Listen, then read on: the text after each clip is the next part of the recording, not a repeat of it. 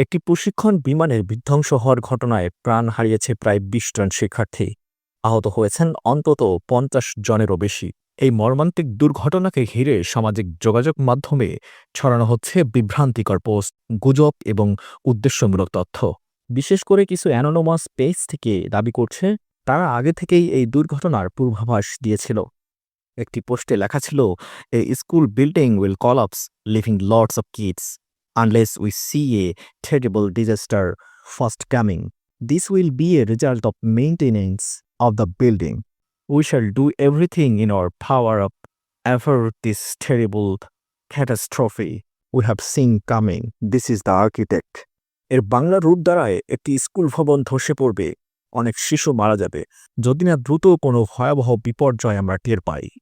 ভবনটির রক্ষণাবেক্ষণের কারণেই এমনটা ঘটবে। আমরা আমাদের সর্বোচ্চ চেষ্টা করব এই বিপর্যয় রোধ করতে।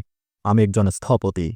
তবে বাস্তবতার সঙ্গে এই ভবিষ্যৎবাণীর তুলনা করলে দেখা যায় আজকের দুর্ঘটনায় কোনো স্কুল ভবন ধসে পড়েন।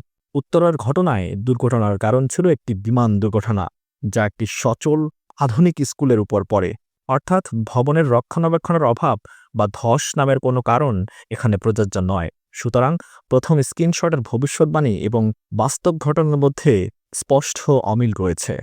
আরেকটি পোস্টে লেখা ছিল, "a bomb will detonate in Bangladesh in a few weeks from today. We are certain of this. The plot is currently ongoing by a enemies of mentioned country. Hotels and hospitals are the major target."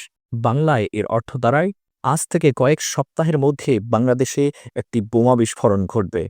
আমরা নিশ্চিত, কারণ এই ষড়যন্ত্র বর্তমান চলমান। Hotel ও হাসপাতালগুলো প্রধান target. এই ধরনের দাবিও সামাজিক স্থিতিশীলতা নষ্ট করার লক্ষ্যে মিথ্যা ও বিভ্রান্তিকর। প্রশ্ন হলো, এই অ্যানোনিমাস পেজগুলো কিভাবে এমন তথ্য ছড়ায়? তারা ভবিষ্যৎ বলে না, বরং এমন কিছু পূর্বাভাস দেয় যা পৃথিবীর কোথাও না কোথাও ঘটেই। যেমন, একটি গাড়ি দুর্ঘটনায় একজন নিহত হবে, একটি স্কুল ভবন ধসে পড়বে, একটি বড় অগ্নিকাণ্ড ঘটবে। এগুলো এমন কিছু ঘটনা যা প্রতিদিনই বিশ্বের কোথাও না কোথাও ঘটে। এবং এমন কোনো ঘটনা ঘটলেই তারা আগের পোস্টে সময় এডিট করে বা পেজের নাম বদলে দাবি করে আমরাই আগে বলেছিলাম। তথ্য অনুসন্ধানে দেখা গেছে বাংলাদেশ প্রসঙ্গ স্পষ্টভাবে উল্লেখ করা একটি স্ক্রিনশটের পেজ নাম দুর্ঘটনার পর পরিবর্তন করা হয়েছে। অর্থাৎ পোস্টটি আগে করা হয়নি, বরং ঘটনার পরে সাজানো হয়েছে পূর্বাভাসের রূপে। আরেকটি লক্ষণীয় বিষয়, বিশ্বের কোনো বিশ্বাসযোগ্য পেজ কখনোই নিজের নামের আগে মেইন পেজ লেখে না। মেইন পেজ লেখা মূলত বিভ্রান্তি সৃষ্টি করার একটি কৌশল। এই গুজবগুলোকে পুঁজি করে কিছু নোংরা রাজনৈতিক নেতা ও কর্মী পরিকল্পিতভাবে দেশে অস্থিতিশীল পরিস্থিতি তৈরির অপচেষ্টা চালাচ্ছে। তারা সাধারণ মানুষের আবেগকে ব্যবহার করে তাদের নিষিদ্ধ রাজনৈতিক এজেন্ডা বাস্তবায়নের চেষ্টা করছে, যা শুধু দুর্ঘটনার গুরুত্বকে আড়াল করে না, বরং দেশের নিরাপত্তাকেও হুমকির মুখে ফেলে দেয়। আজকের দুর্ঘটনা একটি মর্মান্তিক বাস্তবতা। একে ঘিরে গুজব ছড়ানো, মিথ্যা তথ্য দাঁড় করানো অথবা এর পিছনে ষড়যন্ত্র খোঁজার অপচেষ্টা আমাদের মানবতাকেই অপমান করে।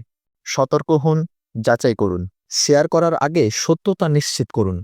গুজব নয়, দায়িত্বশীলতা হোক আমাদের প্রধান পরিচয়। Saimum Habib, desk news, 033।